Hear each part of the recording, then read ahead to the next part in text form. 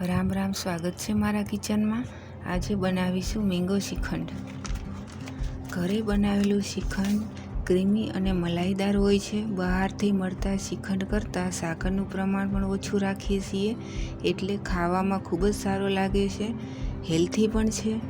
સાદો ડ્રાયફ્રૂટ શ્રીખંડ તો આપણે બનાવતા જ હોઈએ છીએ, તો આજે ઘરમાં નાના મોટા સૌને ભાવે તેવો મેંગો શ્રીખંડ બનાવીશું। 1 લીટર દૂધનું ઘરે તૈયાર કરેલું દહીં છે।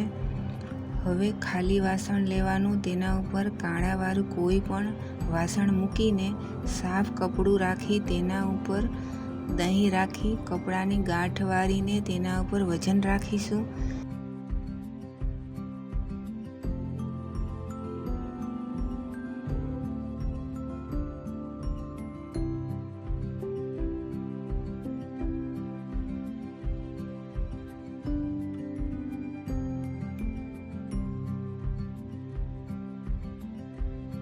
તેનાથી તેનું બધું પાણી નીચે બાઉલમાં નીકળી જશે। 4 થી 5 કલાક સુધી આવી રીતે રાખશું।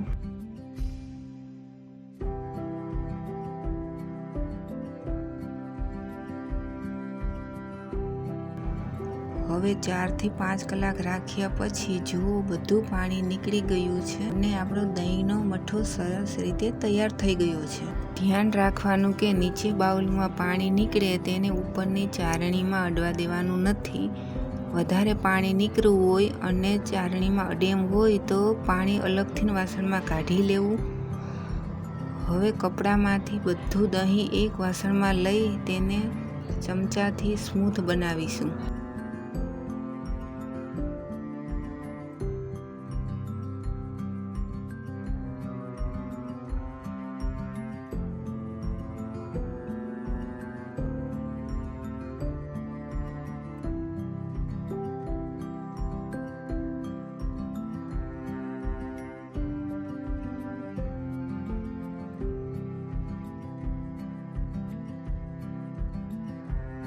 તેમાં 100 ગ્રામ દળેલી સાકર પાવડર નાખીશું અને 1 કેરીનો મિક્સરમાં પલ્પ તૈયાર કરી લીધો તો તેને પણ મિક્સ કરી દેશું।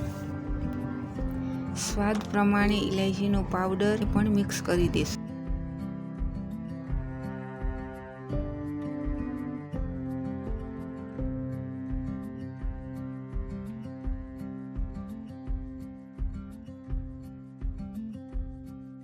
અને મનપસંદ ડ્રાયફ્રૂટ કટિંગ કરેલા કેરીના ટુકડા કટિંગ કરીને રાખ્યા હતા તે પણ નાખીશું। બધું બરાબર મિક્સ કરી લેવું।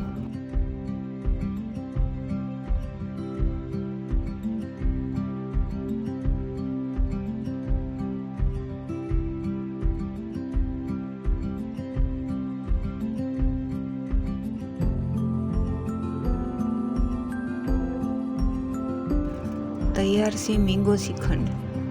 બાઉલમાં સર્વ કરી ડ્રાયફ્રૂટની કતરણથી કેરીના ટુકડાથી ગાર્નિશ કરીશું। આ શ્રીખંડને 3 કલાક ફ્રીજમાં રાખીને ખાવાથી તેનો સ્વાદ ખૂબ સારો લાગે છે। રેસીપી સારી લાગે તો ફ્રેન્ડ ફેમિલીમાં શેર કરજો, લાઈક કરજો, સબસ્ક્રાઈબ કરવાનું ભૂલતા નહીં અને હા, બેલ બટન જરૂર દબાવજો જેથી મારી નવી રેસીપીની જાણ તમને થઈ શકે। થેન્ક યુ, આભાર।